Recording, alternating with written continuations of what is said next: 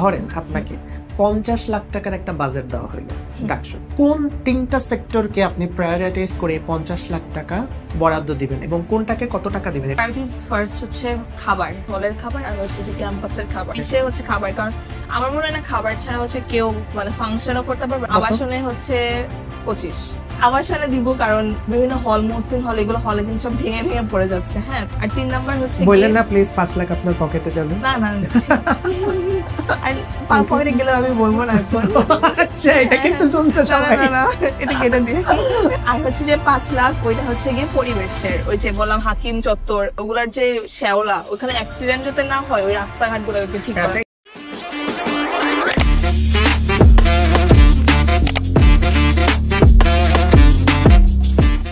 And welcome again Speak with ঋষিদের আরেকটা এপিসোডে। অ্যান্ড ডাকসুর ওয়েদার চলছে, আপনারা সবাই জানেন। অ্যান্ড আমরা কিন্তু সবাই ব্রেনস্টর্মিং করছি কাকে ভোট দিব, কাকে ভোট দিব না। প্রার্থীদেরও কিন্তু ঘাম ছুটে যাচ্ছে ভোট ম্যানেজ করার জন্য, কে পার হবে কে পার হবে না। অ্যান্ড এই গরম হাড্ডাহাড্ডি লড়াই পরিবেশের মধ্যে আমাদের শোতে কিন্তু প্রত্যেক এপিসোডে ডাকসু ক্যান্ডিডেটরা আসছেন। অ্যান্ড আজও তার ব্যতিক্রম নন। আজকে কে আছে আমরা তো সেটা দেখবই, কিন্তু তার আগে একটু বলে দিতে চাই আমাদের এই এপিসোড কিন্তু আপনাদের জন্য। আমাদের কমেন্ট বক্সে আপনাদের কমেন্ট সবসময় আমরা সোশ্যাল হ্যান্ডেলসে ফলো করি। আপনাদের মত, অমত এবং দ্বিমত প্রকাশের স্বাধীনতা সেখানে নিশ্চিত করা হয়। আমাদের চ্যানেলটা সাবস্ক্রাইব করবেন এবং ডেফিনেটলি আমাদের কন্টেন্টগুলো শেয়ার করে ছড়িয়ে দিবেন, এটাই আপনাদের কাছে আমাদের প্রত্যাশা। স্যার, কথা না বাড়িয়ে শুরু করি, দেখি কে আছে আমাদের সাথে। আমার সাথে আজকে যে আছে তার নাম হচ্ছে শেখ তাসনুভা সৃষ্টি, যে ডাকসু কেন্দ্রীয় সংসদে স্বাস্থ্য ও পরিবেশ বিষয়ক সম্পাদক পদে প্রার্থিতা দিয়েছে। সে কোন প্যানেলের, কেন স্বাস্থ্য পরিবেশ, সব কিছু আজকে শুনবো। সো ওয়েলকাম সৃষ্টি, কি খবর? Thank you for calling me. আর মানে ডাকসুর যেহেতু আমেজ আর কি, চাচ্ছিলাম কোথাও আর কি কথা বলার জন্য, আমার কোন পজিশন বা কি করছি ওটা নিয়ে কথা বলার জন্য, সেই সুযোগ করে দেওয়ার জন্য আপনাকে থ্যাংক ইউ সো মাচ। আর সবচেয়ে বড় কথা হচ্ছে ইলেকশনের প্রেশার অনেক, জানি। প্রেশারটা কেমন এটা একটু শুনি। প্রেশার তো অনেক, তারপর হচ্ছে ওই যে আমার এক্সাম চলছে, এই একটা ডাকসু আর এক্সাম সবকিছু নিয়ে হচ্ছে যে কোনটা রেখে কোনটা করব। কালকেও যেমন বাসায় গিয়েছে হচ্ছে 11টা এরকম টাইমে, সকাল ছিলাম 9টা থেকে। তো আর কি ভালোই, মানে প্রেশারও কিন্তু আবার ভালো লাগছে, একটা এক্সাইটমেন্ট আছে পুরো ক্যাম্পাসে, সব মিলিয়ে ভালো। পারফেক্ট। আর প্রথম প্রশ্নটাই আমি করতে চাই কি, যে আমি এটা সব ফিমেল ক্যান্ডিডেটদেরকে করি। আমাদের সোশ্যাল পার্সপেক্টিভে তো আসলে মেয়েরা অনেক কিছু করতে পারে না। সেখানে একটা মেয়ে হয়ে ইউনিভার্সিটি লেভেলে নির্বাচনে অংশগ্রহণ করে, এটা বলা যায় কাইন্ড অফ রাজনীতিতেই জড়ানো। সো পরিবারের সাপোর্ট ছিল, কার ইন্সপিরেশনে এই পর্যন্ত আসা? আমি আসলে বলতে গেলে ছোট থেকে যখন স্কুল কলেজে ছিলাম, তো আমি হচ্ছে সবসময় এক্সট্রা কারিকুলার যে সকল অ্যাক্টিভিটিস আছে ওইগুলোর সাথে জড়িত ছিলাম। আমি স্কাউট করেছি, আবার আমি ইন্টারন্যাশনাল ক্যাম্পেও গিয়েছি। তো আমি যে হচ্ছে গিয়ে আউটগোয়িং বা অনেক কাজকর্ম এগুলো করি, এগুলো হচ্ছে আমার ফ্যামিলি আগে থেকে জানতো।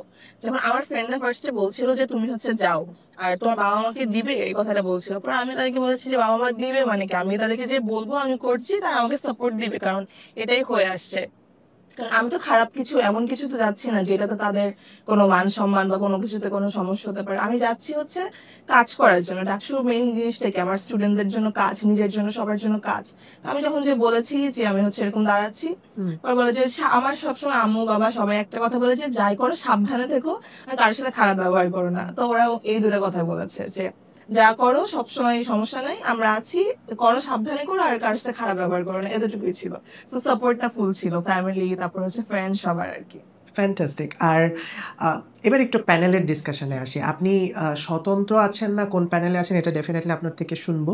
আপনি আসলে কোন প্যানেল থেকে ইলেকশন করছেন? অনেকেই বলে আপনি অ্যাপলিটিক্যাল, আবার অনেকেই বলে আপনি স্বতন্ত্র, আবার অনেকেই অনেক কথা বলে। এটা একটু আমাদেরকে ক্লিয়ার করেন। আমি হচ্ছে প্রথমে যখন এসেছিলাম, আমি এই পর্যন্ত কখনোই কোনো হচ্ছে পলিটিক্যাল পার্টির সাথে জড়িত ছিলাম না, এখনো নাই, ভবিষ্যতে থাকার ইচ্ছাও নাই, পলিটিক্স এর দিকে যাওয়ার ইচ্ছা নাই।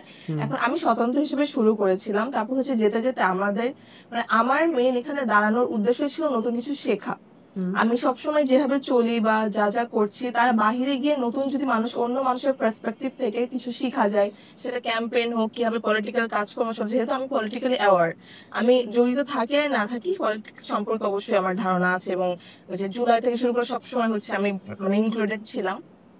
তো আমার ইচ্ছে ছিল কি নতুন কিছু জানার বা শিখার আর কি। তো আস্তে আস্তে দেখলাম আমাকে অনেক প্যানেলই হচ্ছে গিয়ে অ্যাপ্রোচ করেছিল যে তাদের সাথে যাওয়ার জন্য। অনেক প্যানেল বলতে কারা কারা একটু শুনি। মানে উমাম আপুদের সাথে, ওনাদের সাথে হচ্ছে কথা হচ্ছিল আর কি, ওনাদের মেম্বারদের সাথে। আর অনেক বলছিল ওইটাতে যেতে, যেহেতু একটা হচ্ছে স্বতন্ত্র প্রার্থী সব স্টুডেন্টদের, তো ওখানে পরে হচ্ছে যাওয়া হয় নাই ওভাবে। খালিদ ভাইয়ের প্যানেলের সাথে হচ্ছে গিয়ে কথা হয়েছিল ওইখানে। তারপর আবার নিজেরা স্বতন্ত্র হচ্ছে অনেকটা প্যানেল করতে চেয়েছিল। তো ওগুলোতে হচ্ছে গিয়ে আমার কাছে মানে প্রথম দিকে যাওয়ার ছিল না, ইচ্ছা ছিল না, তো আস্তে আস্তে ওগুলোতে যাওয়া হয় না। তো লাস্টের দিকে আমি এখন যে প্যানেল, আমার প্যানেলটার নাম হচ্ছে প্রতিরোধ পর্ষদ। তো ওনারা হচ্ছে আমাকে প্রথম দিকে আর কি অ্যাপ্রোচ করেছিল, তো তখন আমি না করেছিলাম, কারণ তখন আমার ইনিশিয়াল প্ল্যানিং ছিল যে আমি স্বতন্ত্রই যাব। কিন্তু আস্তে আস্তে যখন যাচ্ছে দিন, তখন ভাবলাম যে আমি নিজে নিজে যা শিখতে পারছি এটা কি করব, আমি আমার ছোট টিম ফ্রেন্ডরা মিলে হচ্ছে ক্যাম্পেইন করব বা হচ্ছে যেভাবে সবসময় চলি ওটা করব। পরে দেখলাম যে যদি একটা প্যানেলে আমি যুক্ত হই, প্যানেল মানে কি, প্যানেলটা হচ্ছে জোট, সব ধরনের মানুষ থাকবে একটা জোটে। যেমন ছাত্র দলের প্যানেল কি, ওরা তো আগে থেকে দল, ওখানে ওরকম কিছু তো যাব না। অনেক মানুষ মিলে হচ্ছে যখন একটা প্যানেল বা জোট করছে, আমি যদি ওখানে যাই তাহলে আমি হচ্ছে অনেক মানুষের ডিফারেন্স পার্সপেক্টিভ, তারপর হচ্ছে তারা কিভাবে ক্যাম্পেইন করছে, তারা কথা কি বলছে, বা তাদের নতুন মেন্টালিটি, এরকম সকল সব জিনিস সম্পর্কে জানতে পারবো।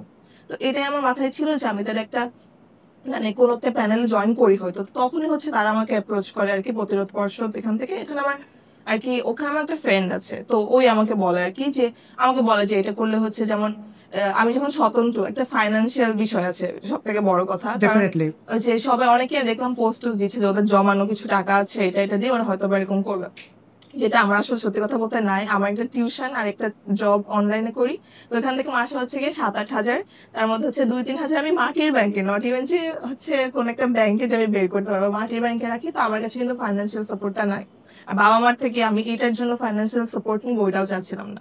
তো ব্যানার করা, লিফলেট করা, এগুলো অনেক কিছুর একটা বিষয় আছে। তো এটা ভেবে পরে ভাবলাম যে আচ্ছা, ওনাদের সাথে কথা বলে দেখলাম কি যে ওই যে ওরা হচ্ছে অনেক প্রোগ্রেসিভ মাইন্ডসেট, যে ওরা চাচ্ছে যে সকলে সমানভাবে এগিয়ে যাক। যেমন দেখা যায় আমার এই প্যানেলে হচ্ছে 11 জন মেয়ে, ঠিক আছে, অন্য প্যানেলে দেখবেন যে 2-3 জন হচ্ছে মেয়ে আছে, কিন্তু এখানে আর 2-3 জন মেয়েকে অ্যাপ্রোচ করে করে হচ্ছে গিয়ে ডাকা হয় যে তুমি আসো, আমাদের মেয়ে লাগবে, এই ধরনের কথাও আছে যে আমাদের হচ্ছে যদি ওমেন ক্যান্ডিডেট না থাকে তাহলে হচ্ছে গিয়ে কিরকম লাগে। কিন্তু আমাদের হচ্ছে গিয়ে স্ট্যাবলিশড হয়েছে অনেক অনেক মেয়ে ওখানে ওরকম। তো সব দিক দিয়ে দেখলাম কি ওরা হচ্ছে খুবই অনেকটা প্রোগ্রেসিভ চিন্তা ভাবনা আছে, আচ্ছা আমরা এগুলো করতে চাই, আমরা এগুলো করবো, প্ল্যানিংটা ভালো। আর হচ্ছে যে ফাইন্যান্সিয়াল সাপোর্ট দিবে। তারপর হচ্ছে জোর, তো ওরা যেখানে যেখানে যাবে ওদের সাথে যে আমি কয়েকজনের সাথে পরিচয় হতে পারবো, শুধুমাত্র এটাই আর কি রিজন।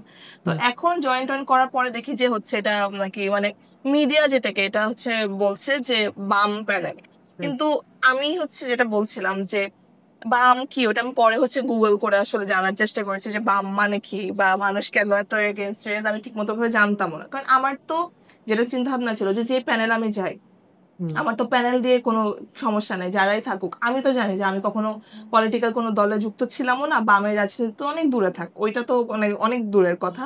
তো ওরকম ছিলামও না, সামনেও থাকবো না। এই যে ডাকসু শেষ, তারপর আমার মনে হয় না ওনাদের সাথে আমার কখনো কথাও হবে বা দেখা হবে, কারণ আমার সাথে ওনাদের আসলে কোনো সম্পর্ক না এই একটা প্যানেল বাদে। আমি প্যানেল থেকে যখন বের হয়ে যাবো ডাকসুর পরে, তারপরে ওদের সাথে আমার কোনো কথাবার্তাও হবে না, কারণ ওনাদের আর আমাদের হচ্ছে একটা মিউচুয়াল কোনো গ্রাউন্ড নাই। ওনারা রাজনীতি করে যে বেশিরভাগ এরকম, বাট আমরা কয়েকজন যে আছি, আমাদের প্যানেলে হচ্ছে 8 জন এরকম আছে যারা কোনো পলিটিক্যাল পার্টির সাথেই যুক্ত না, কখনো ছিল না, সামনে হবে নাকি আমি জানি না, কিন্তু আপাতত কখনো যুক্ত ছিল না। তো তাদের তো গ্রাউন্ড নাই, মানে আমরা তো এখন মিউচুয়ালি বসে আমাদের কোনো কিছু করার নাই। তো ডাকসু শেষ, আমি বের হয়ে যাবো। তো এখন অনেকে বলছে যে যে বামের ট্যাগ বা এরকম কিছু, আমার কথা হচ্ছে মানে আমি যাকে বোঝানোর পরে সে বুঝবে, যে আমি বললাম যে এটা আসলে এরকম এরকম, আমি অ্যাপলিটিক্যাল না, আমি হচ্ছে কি কোনো পার্টির সাথে যুক্ত না, এটা ছিলাম না, এটা যে বুঝবে না তাকে তো আমার আসলে এত বুঝায় লাভ নাই। মানে সে যদি ট্যাগ দিতে চায়, সে আমাকে, আমি হাজারটা কথা বললেও দিবে, না বললেও দিবে। উমামাপুর কমেন্টে সবাই লিখে শাহবাগী, এখন শাহবাগী ডেফিনেশনটা কি, এটা এটা ওনাদেরকে জিজ্ঞেস করেন, দেখবেন যে জানবেন না যে শাহবাগী মানে করে যে বলতে থাকে। সো এই মানুষ 2-3টা কথা বলবে এটার জন্য যে আমি আসলে মানে আমার মানে যেটার কারণে যাওয়া, নতুন কিছু শিখবো বা মানুষের সাথে পরিচয় হব, এগুলা যদি বাদ দেই, ওটা ভাবলাম যে বোকামি।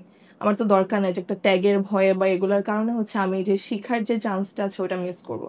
সো এই কারণে আর কি ফাইন্যান্সিয়াল, দেন ওই যে সবার সাথে দেখা সাক্ষাৎ করা, একসাথে মুভ করছে, তারপর ওখানে আমার 10 জন বেশি মানুষের সাথে কথা হচ্ছে যে আচ্ছা আমি হচ্ছে এখানে এই পদে দাঁড়াচ্ছি, শুধুমাত্র এই একটা জিনিসের কারণে হচ্ছে কি আমার আর কি একটা প্যানেলে যুক্ত হওয়া, শিখার জন্য। আমি একা একা যা শিখতে পারতাম, আরো 10 জনের সাথে আমি আরো বেশি শিখতে পারবো, এটাই আর কি। না, আই অ্যাপ্রিসিয়েট আপনি কিন্তু জিনিসটা খুব ক্লিয়ার কাট করলেন যে ভাই আমার ইলেকশন করতে ফাইন্যান্সিং একটা ব্যাপার যেটা হ্যাঁ। আমি পারবো না, প্লাস আমার একটা কমিউনিটি দরকার, হ্যাঁ। আমার নতুন কিছু শেখা দরকার। আমার কাছে মনে হয়েছে এখানে ওয়েমেন বেশি, ওদের একটা ভালো হ্যাঁ। প্রোগ্রেসিভ স্টেপস আছে, তাই আমি এখানে কানেক্টেড এটাই। হয়েছি। আমার এটা কিন্তু ভেরি ফ্লুয়েন্ট। হ্যাঁ, মানে একটা কথা বলছিলাম যে অন্তত যদি পক্ষে আপনি বিভিন্ন দলের মতন গুপ্ত রাজনীতি না, করেন না। সেটাই। এটা কোনো কথা না। আমি ইভেন এটাই বলতে পারবো যে আপনি হচ্ছে নাম তো সবার আছে Facebook আইডি। রাইট। আপনারা চাইলে যদি কেউ চায় যে এরকম ট্যাগ দেওয়ার জন্য, আপনি তো হচ্ছে ব্যাকগ্রাউন্ড রিসার্চ না করে ট্যাগ দেওয়াটা উচিত না। তো আমার ব্যাকগ্রাউন্ড যে রিসার্চ করেন, আমার আইডি বা কোথাও যদি কখনো এরকম কিছু বের করতে পারছেন যে বামের রাজনীতি বা কোনো তা রাজনৈতিক আপনি যদি দলকে করেও থাকেন হ্যাঁ, সমস্যাটা কোথায়? হ্যাঁ, এটাই। মানে হ্যাঁ, আমি যদি করতাম না, আমি একদম প্রাউডলি বলতাম যে আমি করি। এক্স্যাক্টলি, কিন্তু এক্স্যাক্টলি। যখন আমি করছি না, তারপরে যদি মানুষ বলছে, তাই আমি একটা কথা বললাম যে চাইলে আপনারা নিজেরাই হচ্ছে রিসার্চ করে দেখতে পারেন, আমার কোনো সমস্যা নেই। কারণ এত বড় একটা জায়গা, আমি জানি যে আমি একটা কিছু লুকানোর চেষ্টা করলে ওটা নিশ্চয়ই সামনে আসবে, তাই না? আমার লুকানোর মতো আসলে কিছু নাই। আমার এখানে আসার মেইন রিজন হচ্ছে আমার ক্লাসমেটস ফ্রেন্ড, তারা জানে আমি কিরকম সবসময় হচ্ছে ডিপার্টমেন্টে কি কি করেছি, কাজ করেছি। তারা আমাকে বলেছে যে তুমি যাও, কোনো সমস্যা নেই। আমি ওইটা নিয়ে, মানে ওইটাই আমার আসলে ফার্স্ট প্রায়োরিটি এখন পর্যন্ত, যে মানুষের জন্য কাজ করব, ওই পর্যন্ত পৌঁছানো। পিছনে কি ট্যাগ, কি দল, ওইগুলো আমার আসলে চিন্তার বিষয় না, আমি করবো না চিন্তা। পারফেক্ট। আর পলিটিক্সের বাইরে এমনি কি করা হয়? কিসে কিসে প্যাশন? আচ্ছা, আমার হচ্ছে, আমি যে বললাম একটু আগে যে আমি ছোটবেলা থেকে এক্সট্রা কারিকুলার অ্যাক্টিভিটিস করি। তা আমি হচ্ছে ক্রিকেট খেলতাম ক্লাস 6 থেকে। আমি ক্রিকেটার? হ্যাঁ, তো আচ্ছা। ক্রিকেট মানে স্কুল টিমে আর কি। ক্লাস 6 থেকে আমি হচ্ছে 12 মানে কলেজ পর্যন্ত হচ্ছে ক্রিকেট খেলছি। তারপর আমি হচ্ছে ডিভিশন লেভেলে হচ্ছে বেসবল, সফটবল এগুলো খেলছি আমার স্কুল টিম থেকে। তারপর আমি স্কাউট করছি, আমি প্রেসিডেন্ট স্কাউট অ্যাওয়ার্ড পেয়েছি। তার তো মানে লিডারশিপ অনেক আগে হ্যাঁ, থেকে মানে একটা ছোট ব্যাপার থেকেই, আছে। হ্যাঁ। আর আমি ধরেন যে অর্গানাইজেশনে জয়েন করেছি, যে স্কাউটে আমি ওখানে এসপিএল ছিলাম, ওটা হচ্ছে হাইয়েস্ট পজিশন হুম। আর কি আমার স্কুলের। আমার রেড ক্রিসেন্টের চিফ লিডার ছিলাম, ওর হচ্ছে সফটবল ওগুলোর ক্যাপ্টেন ছিলাম। তো আমার যে ড্যাম! অ্যাস্ট্রোনমি ক্লাবের হচ্ছে জেনারেল সেক্রেটারি ছিলাম। তো আবার মানে যাই করেছি হচ্ছে একটু সবসময় আমার নোট করি। লাগবে না দরকার নাই তো। তো এগুলো সবসময় যা ছিলাম হচ্ছে গিয়ে, আমি মানে লিডারশিপ যে জায়গাটা, ওইটার হচ্ছে গিয়ে সবসময় মানে লিডারশিপ কোয়ালিটি আমার মধ্যে আগে থেকে হচ্ছে বিল্ডিং ছিল। যেমন একটা জিনিস দেখবেন যে মেয়েদের কথা কিন্তু সহজে কেউ এরকম করে শুনে না, ঠিক আছে? হুম। আমি যেহেতু গার্লস স্কুলে পড়েছি, আমার ওটা ফেস করা লাগে না। আমার স্কুল কলেজ ছিল বিকারণাসে। তো কিন্তু যখন কলেজের বাহিরে আসলাম, তখন দেখলাম কি যে মেয়েদের কথা ভাবে কেউ শুনে না। কিন্তু আমি, আমার একটা জায়গাও এরকম হয় না যে আমার কথা শুনে নাই। I made them hear my words, মানে ইউ হ্যাভ টু হিয়ার। কারণ তুমি ছেলে মেয়ে হিসেবে আমাকে ডিসক্রিমিনেশন করতেই পারবে না। আমি হচ্ছে সেভাবেই কথা বলেছি সবার সাথে, যে ছেলে মেয়ে তুমি দেখবাই না। আমি যে মানে লিডারশিপ কোয়ালিটির কারণে আসলে এটা, যে যেভাবে বলবো সবাই ওইভাবে কাজ করে বা চেষ্টা করে। কারণ মানে ওই যে ছেলে মেয়ের একটা বিষয় আছে, এটা হুম। যাতে কেউ না দেখে, কারণ চোখে যাতে এটা না পড়ে যে ও কি বুঝবে, মেয়ে তো বুঝে না, কম বুঝে, একটা ধারণা আছে না। তো ওগুলার বিপক্ষে যে আর কি সবসময় কথা বলার চেষ্টা করেছি, যে লিডারশিপ, কাজ করা। রাজনীতি হচ্ছে কি সবগুলাই হচ্ছে মানে জেন্ডারিং করা যাবে না আর কি, ছেলে মেয়ে বা কোনো কিছুতে আর কি, মানে জেন্ডারিং করা যাবে না, মেইন কথা আর কি এটা। রাইট। সো আমার ইন্টেনশন আসলে এখানে আসারও এটা, যে হুম। ছেলে মেয়ে কম, এরকম হুম। মেয়ে কম হলো মানে কি, যারা আছে তারাই যতটা যোগ্য, ওরা হচ্ছে বাকি মেয়েদেরকে, তাদের মেয়েদের রিপ্রেজেন্টেটিভ। যে 60 জন, এবার আমাদের 462 জন হচ্ছে গিয়ে পদপ্রার্থী, মেয়ে হচ্ছে 60 জন। মেয়ে কম, কিন্তু আমার মনে হয় কি এই 60 জনেরই আমরাই হচ্ছে প্রুফ করবো যে মেয়েদের রিপ্রেজেন্টেটিভ হিসেবে, যে মেয়েরা কম হলেও যারাই আছে তারাই হচ্ছে গিয়ে যোগ্য। আমার সবাই আসা লাগবে না, আমি তারাই কারেক্ট। রিপ্রেজেন্টেটিভ হিসেবে এসে দেখাবো যে মেয়ে কম হলেও যে কয়জনে আছে ফিল্ডে তারাই হচ্ছে যোগ্য। তো একটা মানে একটু টেকনিক্যাল একটা কোয়েশ্চেন করি। ভিপি পদের মধ্যে তো বেশ কয়েকজন ওয়েমেন আছে, হ্যাঁ। ভিপি পদপ্রার্থী। ওমামা ফাতেমা আপু আছে, ইমি আপু আছে, হুম। আর অনেকেই আছে। সো এটা আমার কাছে মনে হয় যে এইবার একটা ইতিহাস, মানে এর আগে নারী ভিপি ছিল না আমি এটা বলবো না, ছিল খুব ছিল, খুব হ্যাঁ। সম্ভবত ছিল, বাট তাও অনেক বছর পরে একটা ফিমেল ভিপি আমরা দেখব যদি হয়। হুম। মানে কি মনে হয় যে কয়জন ভিপি ক্যান্ডিডেট আছে, ফিমেল ক্যান্ডিডেট উইন করার চান্সেস কতখানি, প্রেডিকশন কেমন? আমার কাছে মনে হয় চান্সেস আছে। যেমন আচ্ছা। ইমি আপু হচ্ছে শামসুন নাহার যেহেতু আগে ভিপি ছিল, উমা আপুর ভালো একটা ফ্যান বেস আছে। আর উনি হচ্ছে উমা আপুকে দেখেছি যে সবসময় এই কথাবার্তা যেভাবে বলে, মানে ওনার হওয়ার মতো মানে যোগ্য মানুষের আসলে কেউ ভিপিতে নিশ্চয়ই দাঁড়াবে না। তো আমার কাছে মনে হয় যে চান্স আছে।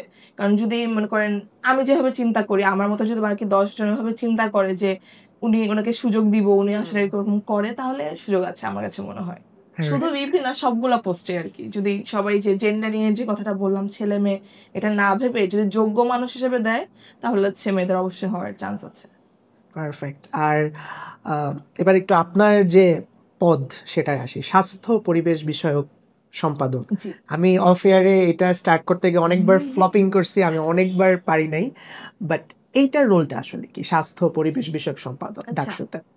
আমরা হচ্ছে যখন ডাকসুতে দাঁড়াবো চিন্তা করলাম, আমরা বলছি কারণ এখানে আমি আসলে একা না, আমি আমার ফ্রেন্ডরা যারা হচ্ছে আমার ক্লাসমেট তারাই হচ্ছে অনেকেই সবাই আছে মিলে, মনে হ্যাঁ হয়। সবাই মিলে, কারণ আমি একা কখনো ডিসিশন নিই না যে আমি দাঁড়ায় যাব। আমি ভাবছিলাম যে আচ্ছা আমাদের কিছু করা উচিত, এরকম এরকম আমার ফ্রেন্ডরা বলেছে যে তুমি যাও। তো আমরা যখন হচ্ছে মানে খুলে খুলে দেখছিলাম যে কোথায় হচ্ছে আমাদের কাজ করা উচিত বা কোন জায়গাটা হচ্ছে সব থেকে বেশি আমাদের নজর দেওয়া উচিত, ওইটা হচ্ছে গিয়ে স্বাস্থ্য পরিবেশ। মানে এই কথাটা উঠেছে হচ্ছে আমরা এটা নিয়ে কথা বলছিলাম যে আমাদের ক্যাম্পাসের যে সকল অবস্থা, খাবার থেকে শুরু করে খাবার, পানি, তারপর হচ্ছে যে আশেপাশের যে হাকিম চত্বরের রাস্তাটা, ওই রাস্তাটা এতটা হচ্ছে মানে স্লিপারি, ওই দিক দিয়ে যেতে গেলে যে এখনো কোনো অ্যাক্সিডেন্ট ঘটে নাই, ওইটাই হচ্ছে গিয়ে আমার কাছে অবাক করা বিষয়। জায়গাটার অবস্থা খুবই খারাপ।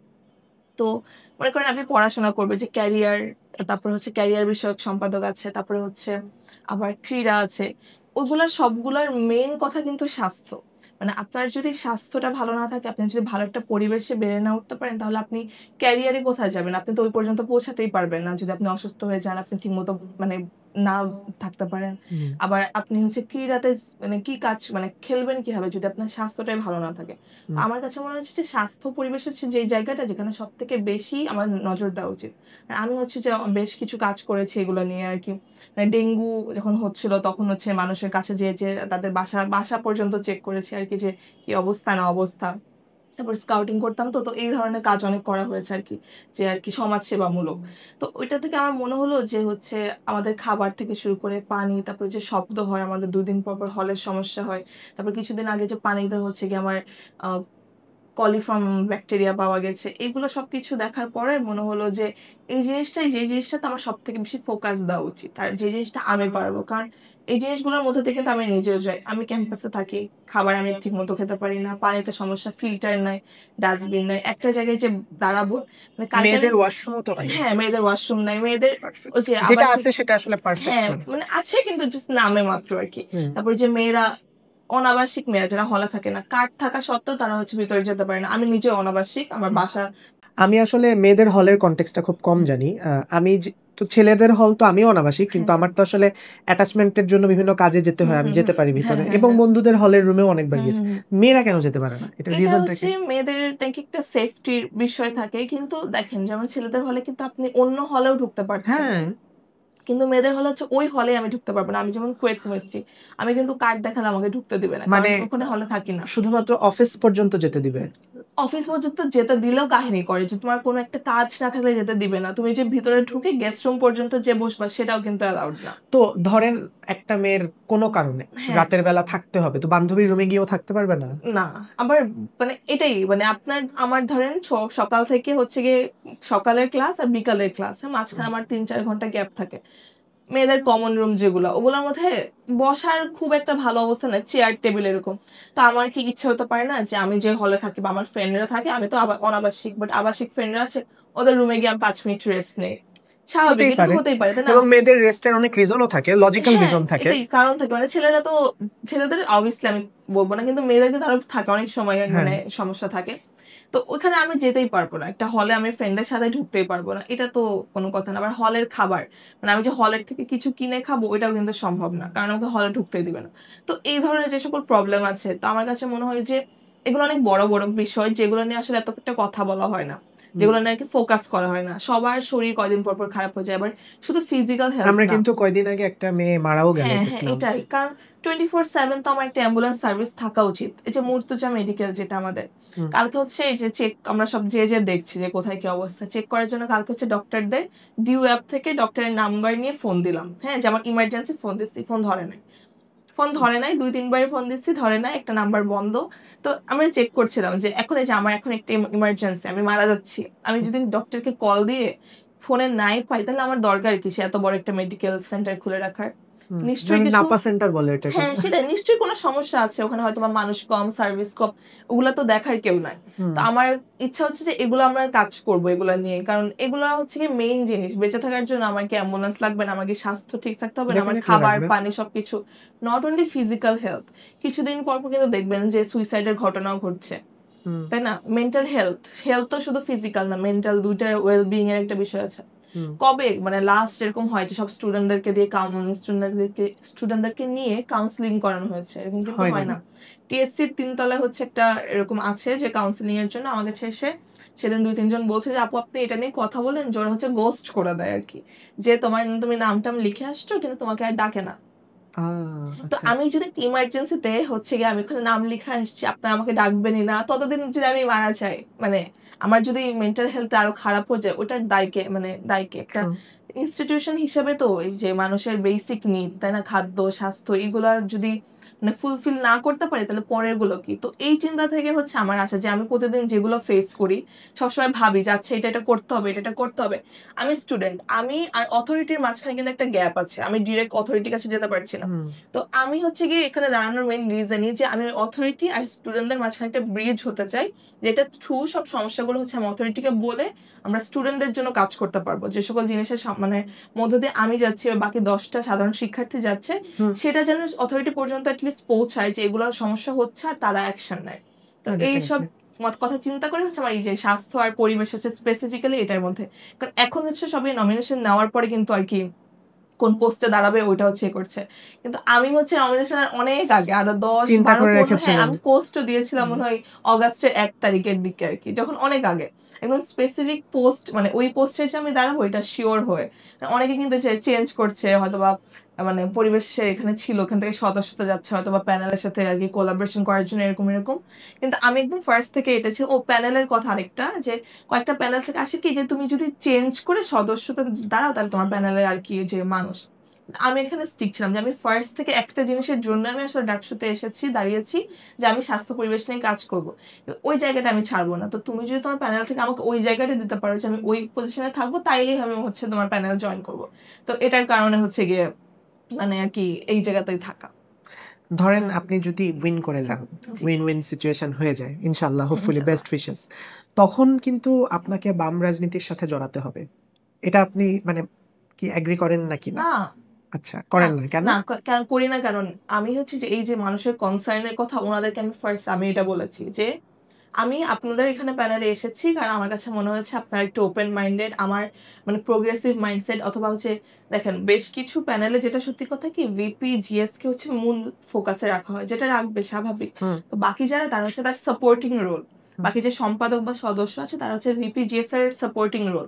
তো আমি এটা ফার্স্টে বলেছি যে আমি এখানে হচ্ছে সাপোর্টিং রোল হতে পারবো না, you have to make sure যে তুমি আমার হচ্ছে সবার সাথে আমাকে পরিচয় করে দিচ্ছ।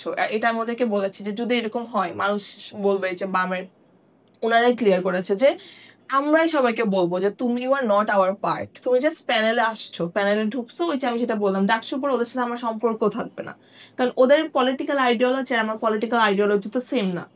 আমি কেন ওদের সাথে যাবো, আমি কেন বাম রাজনীতি করবো? রাজনীতি মানুষ কখন করে, যে রাজনৈতিক দল একটা কিভাবে গঠন করা হয়, তাদের কয়েকজনের পলিটিক্যাল আইডিওলজি হচ্ছে মিলে যায় যে না আমি পলিটিক্যালি এভাবে থিঙ্ক করি, তারা সবাই মিলে একটা দল গঠন করে, তাই না? পলিটিক্যাল আইডিওলজি যদি না মিলে তাহলে কি কোনো দল গঠন করতে পারে? অবশ্যই না। তো আমার যদি বামদের সাথে পলিটিক্যাল আইডিওলজিটাই না মিলে, ওখানে তো আমার স্থানে না, আমি জয়েন করবো কি? ওরা তো আমাকে স্থান দিবে না। কিন্তু এটা একটু কন্ট্রাডিক্টরি হয়ে গেল না, যে আপনি এখন প্যানেল নিলেন, পরে আবার বললেন যে আইডিওলজি মিলে না তাই দল করবো না? হ্যাঁ, কেমন না? কারণ বামে আসলে ডিফারেন্স, যে বাম দল আর প্যানেল তো ডিফারেন্ট। যে প্যানেল আমি যেটা বললাম, প্যানেল হচ্ছে হয়তো ছাত্র ইউনিয়নের কিছু মানুষ আছে, ছাত্র মৈত্রীর আছে, আবার হচ্ছে বিভিন্ন আর কয়েকটা দলের আছে 3-4 জন, আবার যে বললাম 8 জন কোনো দলের সাথে যুক্ত না। এখন ওই 8 জন এখানে জয়েন করেছে মানে কি ওরা বামের অংশ? এটা কিন্তু না, সবাই মিলে একটা জোট গঠন করছিল আমাদের সুবিধার জন্য, ওই 8 জন হচ্ছে ওখানে গিয়েছে। প্যানেল কতদিন থাকে? প্যানেলের মেয়াদ কিন্তু সবসময় না, যে ডাকসু শেষ তারপরে কিন্তু প্যানেল ভেঙে যাবে, ঠিক আছে? তো এমন কিন্তু না যে আমি ওদের সাথে জয়েন করি। আর আমার ফার্স্ট কথা এটাই ছিল যে তুমি কখনো এটা কিন্তু বলতে পারবে না, মানে আপনারা কখনো বলতে পারবেন না যে আমি কিন্তু আপনাদের অংশ। আর ওনা বলেছে আমরা এটা কখনো বলতেও চাই না যে তুমি হচ্ছে আমাদের অংশ, প্যানেলে আছো, নিজের মতো করবা সবকিছু, জাস্ট সাপোর্ট লাগবে ফাইনান্সিয়াল বা এগুলো সাপোর্ট আমরা দিব, শেষ। বাম মানে আই মিন ছাত্র ইউনিয়ন থেকে আপনি ফাইনান্সিয়াল সাপোর্ট পাচ্ছেন? হ্যাঁ, প্যানেল থেকে পাচ্ছে, প্যানেল থেকে পাচ্ছেন। প্যানেল থেকে হচ্ছে গিয়ে মানে করেন যে আমি কালকে বলছিলাম যে একটা ব্যানার বানাতে হবে, তো ওইটা আমি আসলে জানতাম না, তোমার টেবিল লাগবে, লজিস্টিক, পরে ওরা বলে যে হ্যাঁ এগুলো তো আমরা দিব। হ্যাঁ তাহলে তো এটাই তো মানে মেন কথা ছিল যে ফাইনান্সিয়াল সাপোর্ট বা যে লজিস্টিক সাপোর্ট এগুলো দেওয়ার জন্য জাস্ট ব্যাকআপ। মানে এটা হচ্ছে একটা সত্যি কথা বলতে জোট বাঁধা হচ্ছে একটা ব্যাকআপ জাস্ট থাকবে আমাকে কি মানে এইসব জিনিসে হেল্প করবে, কিন্তু রাজনীতি মানে ডাকসুই আমার কাছে মনে হয় না খুব একটা মানে রাজনৈতিক দলগুলো পার্টিসিপেট করছে, কিন্তু আপনি দেখবেন যে রাজনীতির বাইরে কিন্তু অনেক মানুষ আছে আমার মতো। আমি আরো আরো মনে হয় 100 জনকে চিনি যারা আমরা সবসময় একসাথে বসে কথা বলতাম যে আমরা কোনো রাজনৈতিক দলে না, সামনে যাবো না, কিন্তু এইখানে আমরা হচ্ছে ডাকসুতে দাঁড়িয়েছি কেন, কারণ স্টুডেন্টদের জন্য। এখানে যে স্টুডেন্টরা রিলেটেড আছে, আমি নিজে তো স্টুডেন্ট, আমরা Definitely. যেগুলো চাই যেগুলো ঠিক হোক তারাও সেগুলো চাই, এই জন্য হচ্ছে গিয়ে ডাকসু। কিন্তু যদি এমন হতো যে ডাকসু হচ্ছে একটা রাজনৈতিক ইলেকশন যেখানে হচ্ছে সব ধরনের রাজনীতি হবে, তাহলে কিন্তু মানুষ ঠিকই কমে যেত, আমি নিজেই দাঁড়াতাম না। হুম। কারণ রাজনীতি আর হচ্ছে এই যে ডাকসু স্টুডেন্টদের জন্য কাজ করে, দুটো একটু ডিফারেন্ট আমরা রাখতে চাচ্ছি, এটা হয়তো বা মিলে যাচ্ছে কিন্তু আসলে কিন্তু বিষয়টা এরকম না। যেমন প্যানেল আর তাদের যে জোট এটাও কিন্তু এক না। তো এটাই আর কি, যে ওদের রাজনীতি আমার আইডিওলজি যেহেতু মিলে না ভাবে, মানে আমি বললাম তো আমি নতুন নতুন জানছি ওদের আইডিওলজি কি, তো যেহেতু ওইভাবে মিলেও না, তাহলে আমি হচ্ছে ওই বাম রাজনীতির সাথে যুক্ত হওয়ার কোনো ইচ্ছা সম্ভাবনাও নাই। আচ্ছা, এটাই।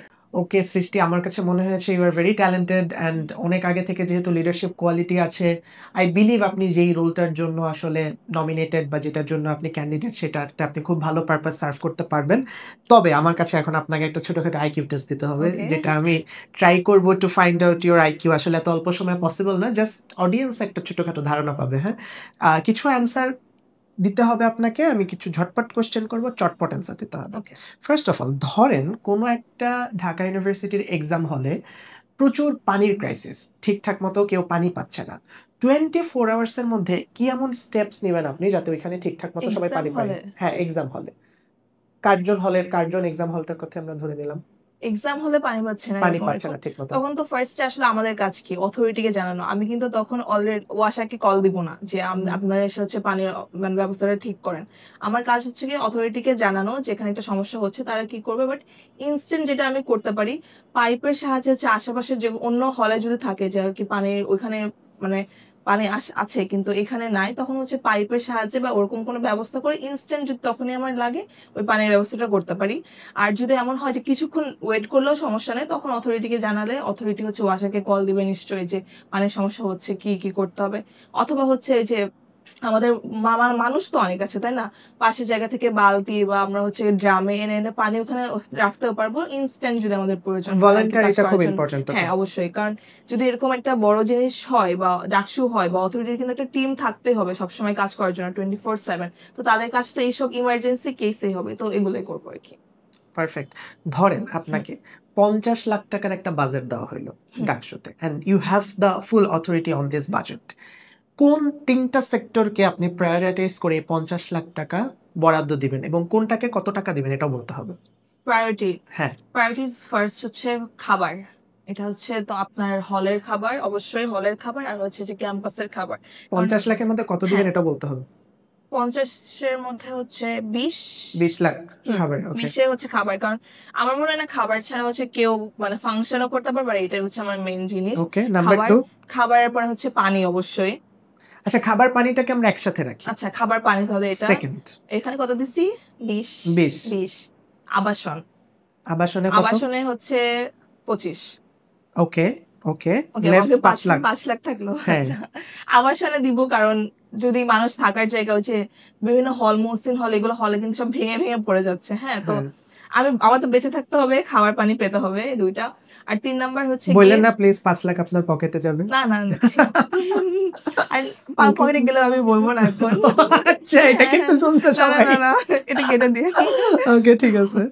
আর হচ্ছে যে 5 লাখ ওইটা হচ্ছে গিয়ে পরিবেশের, ওই যে বললাম হাকিম চত্বর, হ্যাঁ হাকিম চত্বর ওগুলার যে শ্যাওলা ওখানে অ্যাক্সিডেন্ট যাতে না হয়, ওই রাস্তাঘাট গুলোকে ঠিক করা।